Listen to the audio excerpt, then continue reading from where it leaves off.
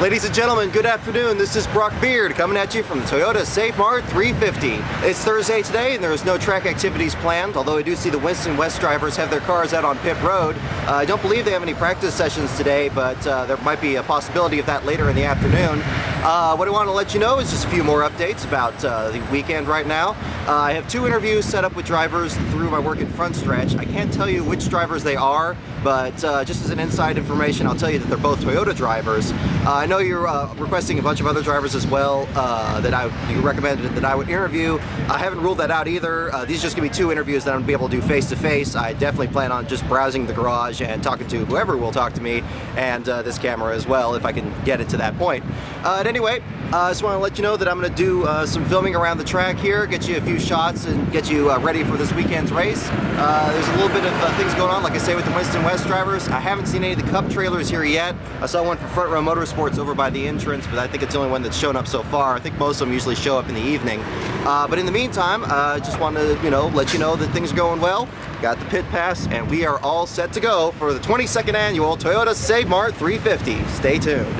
First on our tour is over at the Toyota setup right here, and as you can see, this is the 55 car that Michael Waltrip will be attempting to qualify in this weekend's race. The Praying for Carson car that won the Toyota Sponsor Fire contest. We're taking a closer look at this bad boy here so you can get a good look at it. Front side, very vibrant colors. I like the old Jimmy Means light blue here on this baby. But hope to see this car some more on this weekend. Very vibrant looking. So best of luck to Mikey and the crew on that and getting this 55 car into the show. And now on this tour we got pit road right now with the Camping World West Series cars getting set up for the race this Saturday. Walking out onto pit road right now, no track activity yet, but I see everybody hard at work right now on the cars for Saturday's race.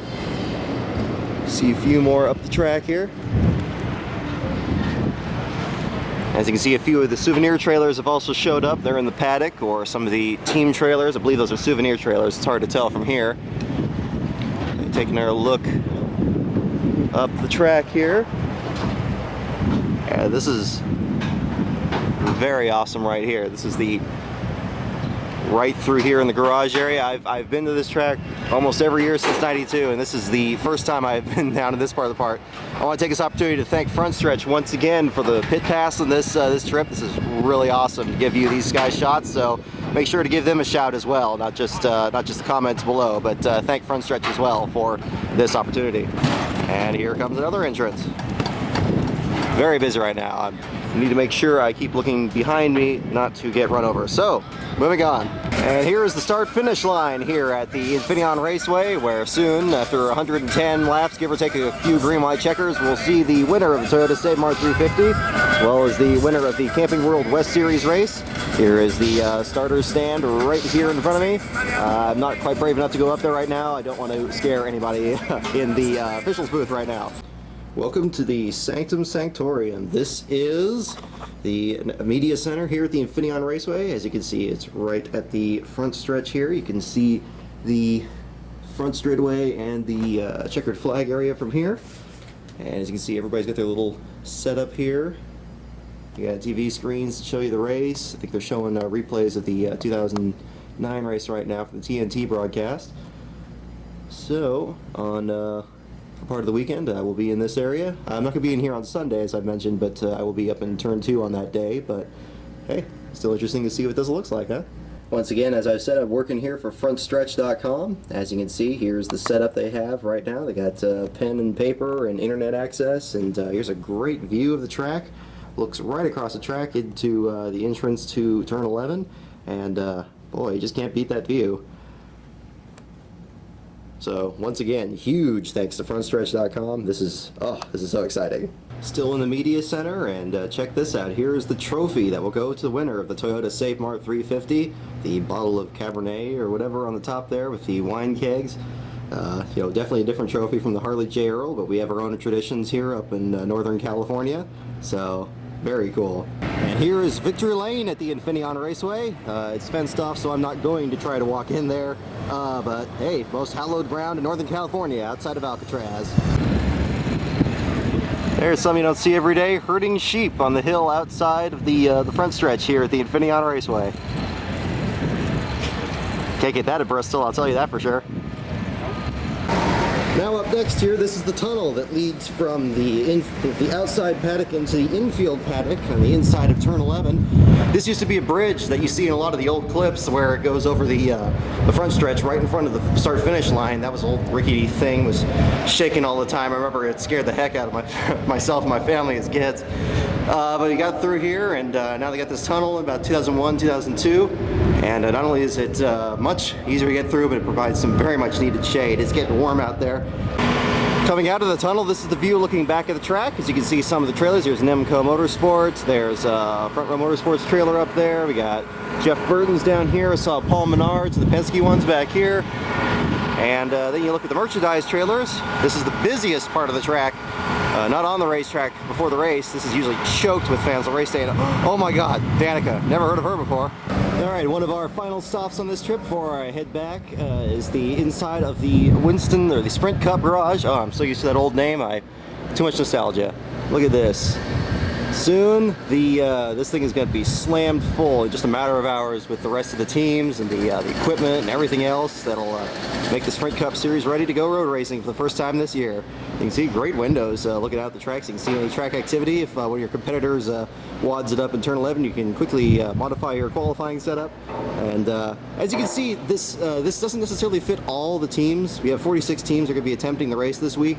The remaining teams that are left over, they go in another garage that's way down here.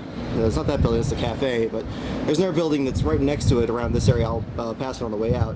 Actually, I completely forgot, the garage area is actually divided into two buildings. You got this building that we were just in, and then there's a second one down here, but that's still not the one where the smaller teams go. It still leaves room for about 4, maybe 5 other teams, and they go in a separate area from that. And again, I'm going to go to that pretty soon. Who out there wants to go fast? Okay, here we are at the last part. We got, there you see the Cage of Doom getting set up here at the far end of the track.